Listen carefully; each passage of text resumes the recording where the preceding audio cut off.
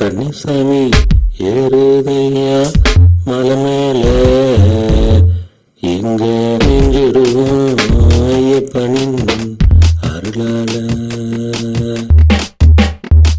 இருமுடியும் கட்டிக்கிட்டு வருவோமே, எங்க ஐயப்பன வேண்டி அருள் பெறுவோமே.